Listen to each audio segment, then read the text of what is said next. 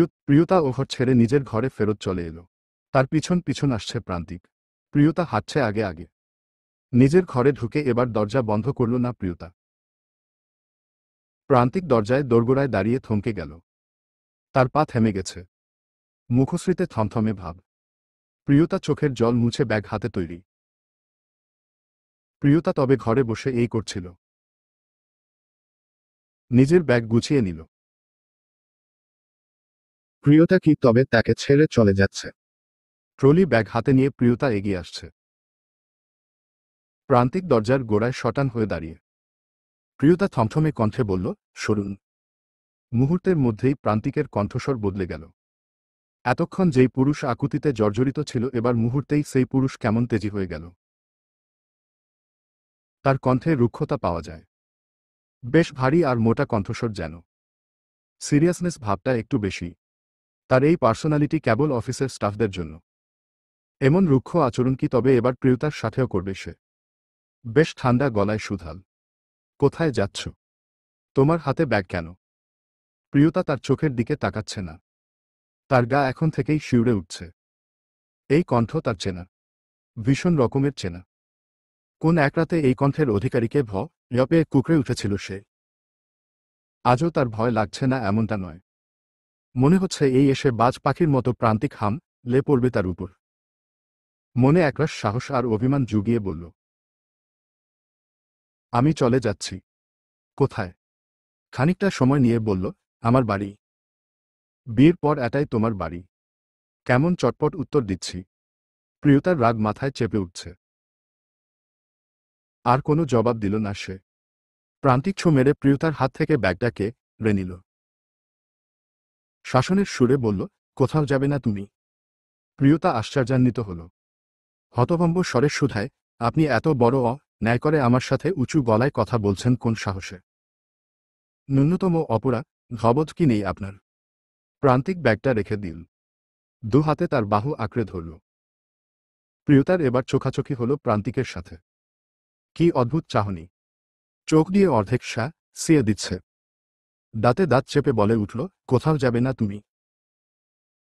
কোথাও না। আমায় ছেড়ে তুমি যেতে পারবে না। যা হয়েছে আমরা কথা বলে নিব। তুমি যা বলবে তাই করব। কিন্তু তুমি এই বাড়ি ছেড়ে কোথাও যাবে না। বুঝলে? আমি যেতে দিব না। প্রিয়তা কয়েক সেকেন্ডের জন্য যেন নিশ্চুপ হয়ে গেল। চারদিক শান্ত। ঝড়ের আসার পূর্বে যেমন শান্ত থাকে ঠিক তেমন। সে এবার বলেই ফেলল, তাহলে দীর্ঘ সদিন আমায়। প্রান্তিক তাকে ছেড়ে দিল। খানিকটা পিছিয়ে ব্যাগ হাতে তুলে বলল, সম্ভব না। মরা আগ অবধি তোমার পরিচয় আমার বউ হয়ে থাকবে। বললাম তো কোথাও যেতে পারবে না। ঘর ছেড়ে প্রান্তিক বেরিয়ে গেল। তার হাতের ব্যাগটা দোতলা থেকে সিঁড়ির কাছে রে ফেলল। এতক্ষণ যারা কান পেতে শোনার চেষ্টা করছিল তারা এবার আরও ঘাবড়ে গেল। প্রান্তিক চৌধুরীর এই রূপের সাথে তারা পরিচিত। ঘর থেকে প্রিয়তা স্পষ্ট শুনতে পেল। তার ব্যাগ গড়িয়ে নিচে পড়ে যাচ্ছে। নিশ্চয়ই ছিঁড়ে নষ্ট হয়ে গেছে। এসব করছে যাতে সে এই বাড়ি থেকে বের হতে না পারে। বললেই হলো নাকি? থাকবে না সে এখানে আর এক মুহূর্ত।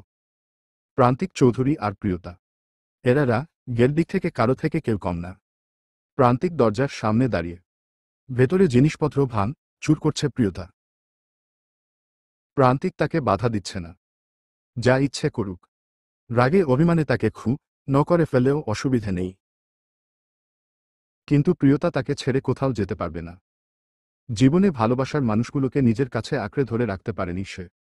বরাবরই এই ব্যাপারে আনাড়ি। যারা এসেছিল নিজ থেকেই এসেছে, ভালোবেসেছে, জড়িয়ে নিয়েছে, আবার নিজ থেকেই চলে গেছে। কিন্তু এরই মাঝে প্রান্তিককে কতটা নিঃস্ব করে দিয়ে গেছে সেটা তাদের জানা নেই। প্রান্তিক কখনো তাদের আটকায়নি। বারবার মনে হয়েছে সেদিন তাদের আটকে রাখলে আজ বুঝি তারা তার সাথেই থাকত। কিন্তু সে রাখতে পারেনি। কিন্তু প্রিয়তাকে যেতে দিবে না সে।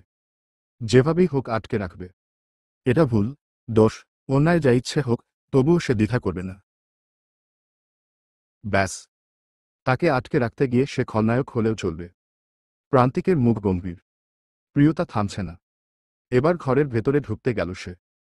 এটা প্রত্যাশিত ছিল না। প্রিয়তার হাতের ফুলদানি টকে এসে লাগল প্রান্তিকের ললাটে। মুহূর্তের মধ্যেই তো গড়িয়ে পড়তে লাগল। প্রান্তিক টু শব্দ অবধি করল না। যেভাবে দাঁড়িয়ে ছিল সেভাবেই দাঁড়িয়ে রইল। তার সাদা ধবধবে শার্ট রক্তে রঞ্জিত হতে সময় নিল না। প্রিয়তা হতবিহ্বল। সে মোটেও ইচ্ছে করে এমনটা করেনি। করতে পারে না। হুট করে হয়ে গেল। সে নিস্তব্ধ, নিশ্চুপ। এগিয়ে এলো না। একবারও কাছে এসে ছুঁয়ে দিল না। অথচ তার মন বিক্ষত হয়ে যাচ্ছে। হৃদয় যেন জ্বলে পুড়ে ছারখার হয়ে যাচ্ছে। কাঁটা বিঁধেছে গলার মাঝে। তাই তো মুখ ফুটে কিছু বলতেও পারল না। মাথায় যখন গো চেপে যায় তখন মানুষ এমন অনেক ভুল কাজ করে ফেলে যার জন্য শেষে কেবল আফসোস করতে পারে। প্রিয়তা কি তাই করছে? ঠোঁটে ঠোঁট চেপে দাঁড়িয়ে রইল। গম্ভীরতা, নিস্তব্ধতার মাঝে প্রান্তিক কেবল চেয়ে রইল তার প্রেয়সীর দিকে। কিন্তু প্রেয়সী চোখ তুলে একবারও তাকাল না। একবারও তাদের চোখাচোখি হল না। নিঃশব্দ পা ফেলে প্রান্তিক চলে গেল। প্রিয়তা বুঝতে পেরে ডুকরে কেঁদে উঠল। সে তো এসব চায়নি।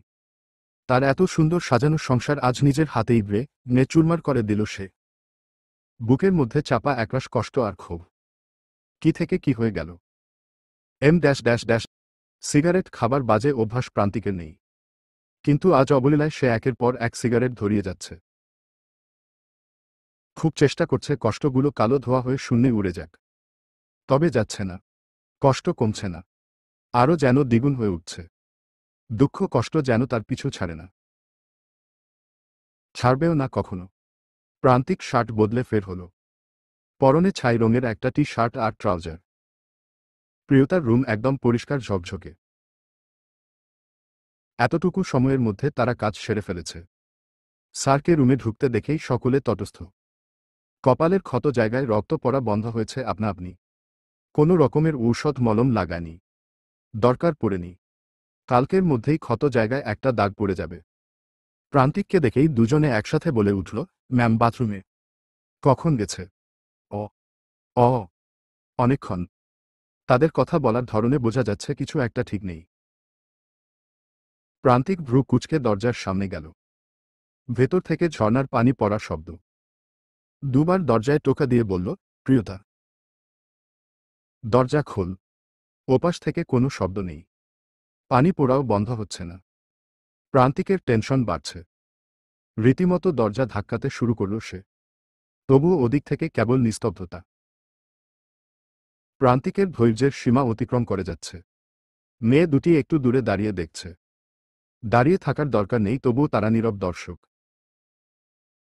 মনের ইচ্ছাকে প্রশ্রয় দিতে তারা বিশ্বাসী খুব। প্রান্তিকের গলার স্বর কঠোর থেকে কঠোর হচ্ছে। ভারী গলায় শেষবারের মতো বলে উঠল, তুমি বের হবে নাকি আমি দরজা ভাঙব? তবুও ওপাশ নিশ্চুপ। পানি গড়িয়ে পড়ার শব্দ। আর এক মুহূর্ত নষ্ট না করে প্রান্তিক দরজা ধাক্কাতে লাগল। নিজের সর্বস্ব শক্তি দিয়ে কিছুক্ষণ ধাক্কানোর পর দরজা ভেঙে গেল। আপনা আপনি খুলে গেল। দরজা ভাঙার শব্দে নিচ থেকে ছুটে এলো রাফি। প্রান্তিক চোখ বন্ধ করে স্বস্তির নিঃশ্বাস ফেলল। মেয়ে দুটি আড়াল থেকে উকি মেরে দেখার চেষ্টা করছে। প্রিয়তা ঝর্ণার নিচে জবুথবু হয়ে বসে আছে। তার সর্বস্ব ভিজে একাকার। ঝর্ণার পানি অনবরত পড়ছে তার মাথার উপর। তবুও সে দৃঢ় প্রতিজ্ঞাবদ্ধ। এখান থেকে এক বিন্দু নড়বে না। আচমকা তাকে টেনে কোলে তুলে নিল প্রান্তিক। প্রিয়তা চমকাল না। কোনো শব্দ করল না। যেমনই ছিল তেমনই রইল। বাথরুম থেকে তাকে নিয়ে বেরুল সে। রাফি দরজার সামনে এসে এমন পরিস্থিতি দেখে চমকে উঠল। প্রিয়তার অবস্থা তার চোখে লাগছে বলে মাথা নিচু করে সরে দাঁড়াল সে। মেয়ে দুটি এখনো অবাক চোখে তাকিয়ে আছে। প্রান্তিকের নজর পড়তেই ছুটে পালালো যেন। কাকভেজা প্রিয়তাকে খুব যত্ন করে বিছানার উপর রাখল প্রান্তিক। আর কিছু না হোক, তার কপালের কাটা অংশ ঠিকই চোখে পড়েছে প্রিয়তার। যতবারই এই ক্ষত দেখে ততবারই বুকটা মোচড় দিয়ে ওঠে। প্রান্তিক নিজের ঘরে গেল। শাড়ি হাতে ফিরে এলো। বিছানার পাশে রেখে বলল, বদলে নাও। প্রিয়তা এখনো নিশ্চুপ। যেমনই ছিল তেমনি। কোনো ভাবান্তর নেই। সে বোধহয় সংকল্প করেছে তার বর মশাইয়ের সাথে কোনো কথা বলবে না। প্রান্তিক বুঝে নিল এতে চিড়ে ভিজবে না। দাঁতে দাঁত চেপে বলে উঠল, তাহলে কি আমি চেঞ্জ করিয়ে দিব?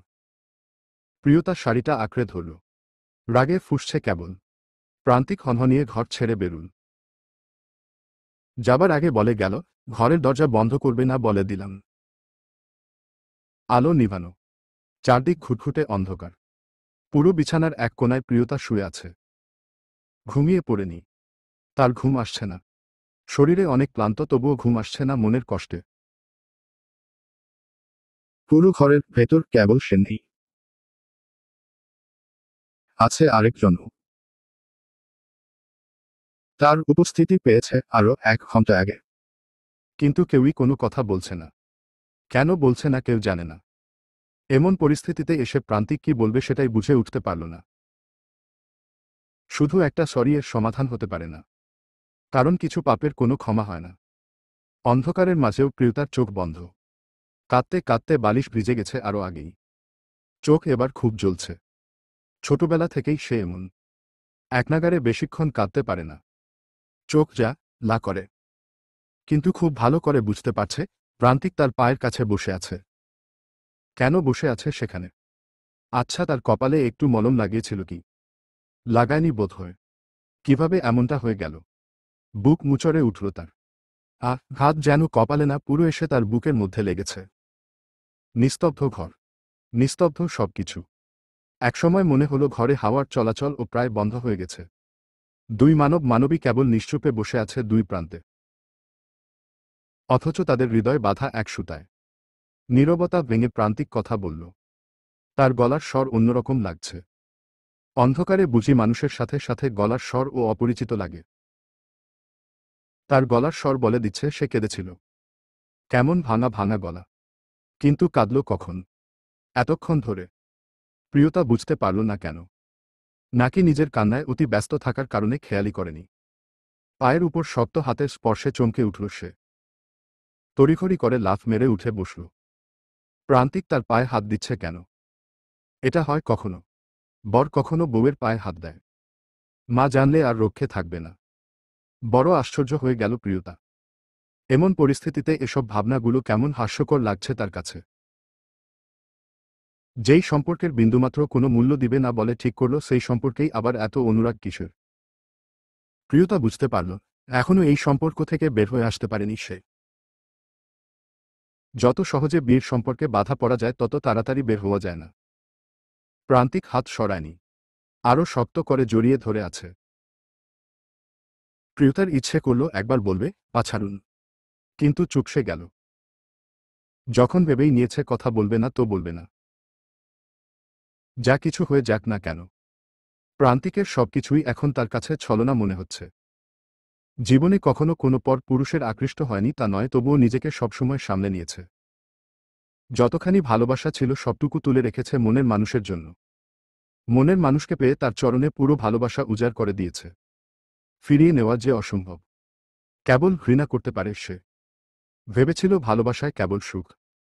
কিন্তু সে কি জানত, ভালোবাসা নিজেই একটা জ্বলন্ত অগ্নিশিখা। প্রান্তিকের ব্যাপারে যত বলবো ততই তাকে ঘৃণা করার কারণ বেড়ে যাবে। ভালো মানুষের গুণ তা নেই বললেই চলে। তবু কোন কারণে প্রিয়তার মতো এত লক্ষ্মী মেয়ের সাথে ভাগ্যের সন্ধি জুটল তা কেবল বিধাতা জানে। প্রিয়তার পা দুটো আঁকড়ে ধরে বউ বলে ডাকতেও কেঁপে উঠল তার স্বর। প্রিয়তা কেঁপে উঠল সাথে সাথে। তার লোমকূপ শিরশির করে দাঁড়িয়ে গেল। তাকে যেন বশ করার পুরো প্রচেষ্টা চলছে। প্রান্তিক কিভাবে শুরু করবে, কোথা থেকে শুরু করবে বুঝতে পারছে না। এমন দ্বিধায় আগে কখনো পড়েনি। আমি কোনো অজুহাত দিব না বউ, আমার দোষ আছে। আমি শুদ্ধ নই, শুদ্ধ পুরুষ নই। তবে তুমি তো শুদ্ধ, পবিত্র। আমার বড় রাত আমি তোমাকে অশুদ্ধ করে দিলাম। প্রিয়তা হাঁটু তুলে বসে পড়ল।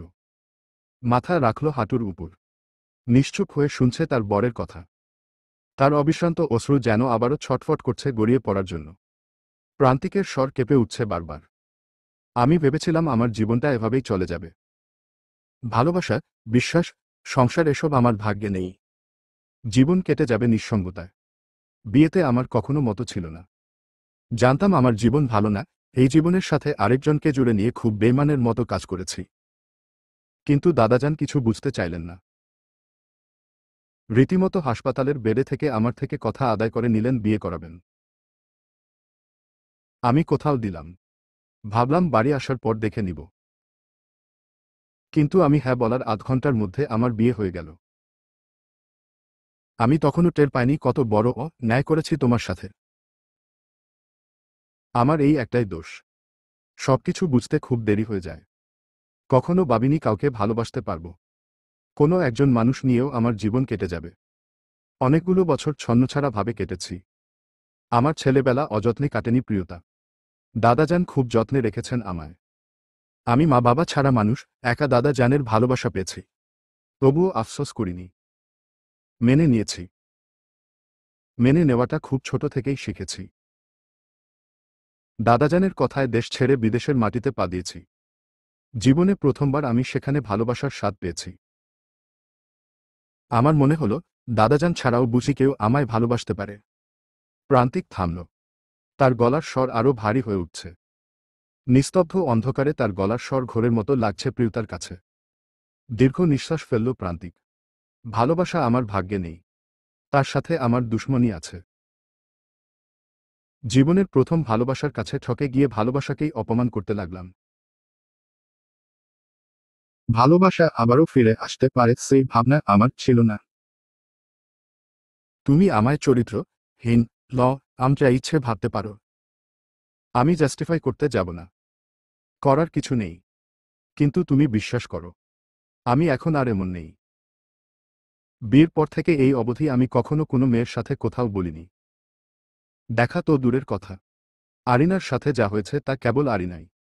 কারোর সাথে সম্পর্ক এত গভীর ছিল না। যা করেছি ন্যায় করেছি। আমি তোমাকে কাছে ক্ষমা চাইছি, একটা সুযোগ চাইছি। তুমি কি পারবে না বউ? জানি এটা সহজ না, ক্ষমা চাইলেই পূরণ হয় না। আমার চেয়ে ভালো কেউ বুঝবে না। ভালোবেসে কেবল তুমি ঠকনি, আমিও ঠকেছি। কিন্তু বিশ্বাস করো, আমি কখনো তোমাকে অভিযোগের সুযোগ দিব না।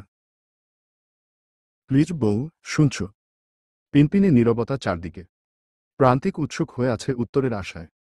তার অবস্থা টের পাওয়া যাচ্ছে না। অন্ধকারে মুখের বর্ণনা দেওয়া অসম্ভব।